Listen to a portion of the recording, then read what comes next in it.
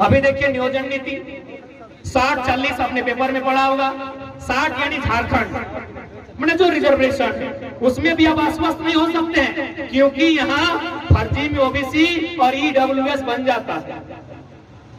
यानी उस 60 में भी आप 5-10% नुकसान कर देंगे, यानी 50-50, यानी 50% नियोजन पॉलिसी के अंतर्गत 50% नौकरियां झारखंड को और बाकी 50 ऑल ओवर इंडिया।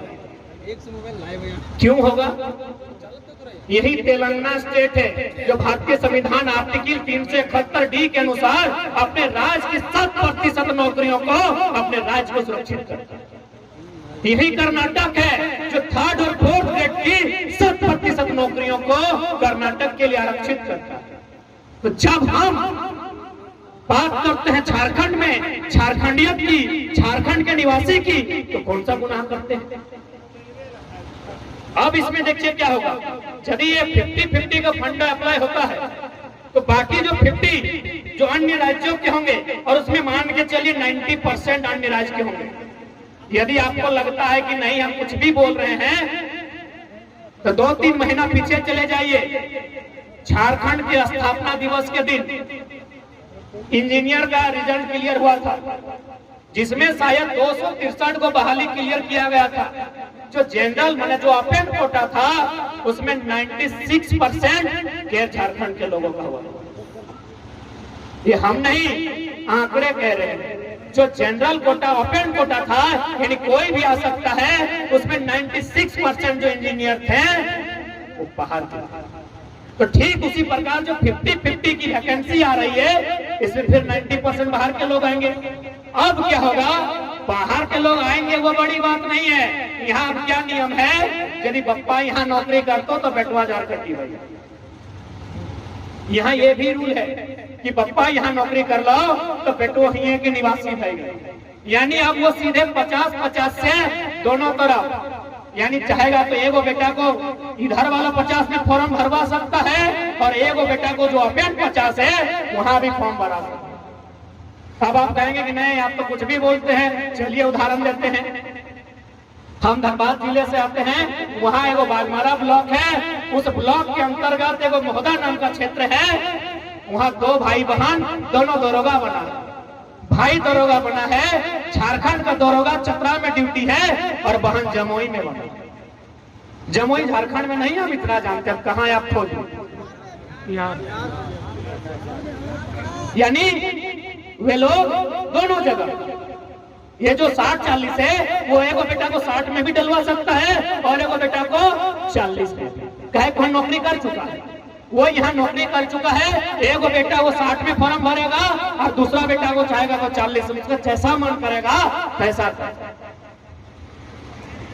तो यदि आज हम लोग इन चीजों का विरोध नहीं करते हैं तो हमारे जो छात्र और खासकर जैसा कि आंकड़े कहते हैं, हजारीबाग जिसको हम लोग एजुकेशन राजधानी कहते हैं, सबसे पढ़ने वाला छात्र हजारीबाग जाता है। सुने 75% तो गिरिडीह वाला, 75% गिरिडीह वाला होता है। कैसे पढ़ता है वहां? बाप का सरकारी नौकरी है, होगा 2-4% सरकारी नौकरी का बेटा लोग होगा। मैक्सिमम लोग किसान परिवार से है, मैक्सिमम लोग मिडिल क्लास फैमिली से है। बड़ी मुश्किल से रूम लेता है, घर से चोरा उड़ा जाता है। हम तो बोले बेचारों की मैसूस है क्या? ना हम लोग खुद बनाते हैं। यानी किन विकट परिस्थितियों में आज झारखंड के लोग, झारखंड के युवा पढ़ाई पढ़ रहे हैं। हजारीबाग में, रांची में जाके, धनबाद में जाके तैयारी कर रहे हैं। और जैसे ही तैयारी 10 साल 12 साल, किसी का पेट बढ़ गया, किसी की आंख की रोशनी चली गई, कोई तो टकला हो गया, 2-4 को तो बूढ़ा हो गया। पता चला वैकेंसी रद्द, पता चला वैकेंसी रद्द। अभी मकसूद आलम जी वो चिट्ठी दिए, बोला हम 2016 में टीजीटी पास अभ्यर्थी हैं, ग्रेजुएट का मामला है, अभी पोस्ट ग्रेजुएट मांगा जा रहा है। हम सीधा कहना चाहेंगे जेएसएससी ने आपके हिस्से की सीट को किसी बाहरी को बेच दिया। जेपीएससी में भी एक मामला आया था कुमारी दीप प्रेरणा का, BC1 से एगो सीट था, कुमारी दीप प्रेरणा का दावा था। लेकिन आखिरी समय एक चमत्कार होता है, पटना की एक लड़की को सीट दिया जाता है, वो भी BC2।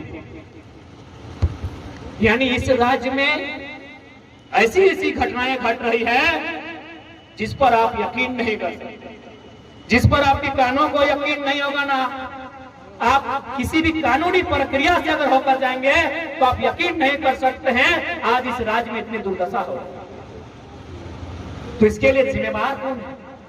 आज देख सकते हैं अगर झारखंड को बेकार और बर्बाद किया जा रहा है तो उसके पीछे 3-4 लोग ही हैं। पहली ब्यूरोक्रेसी, दूसरी कॉर्पोरेट और तीसरी कंपनियां।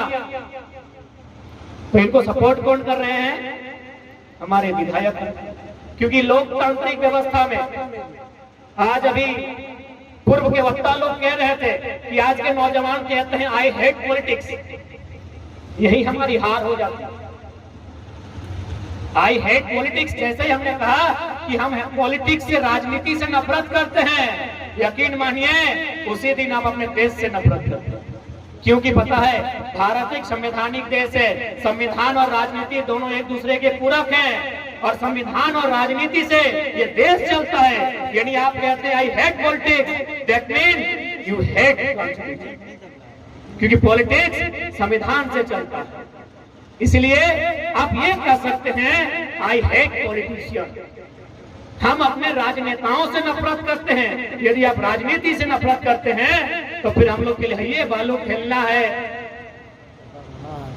मिट्टी काटना है, बाकी पॉलिसी तो विधानसभा के भीतर बनती है।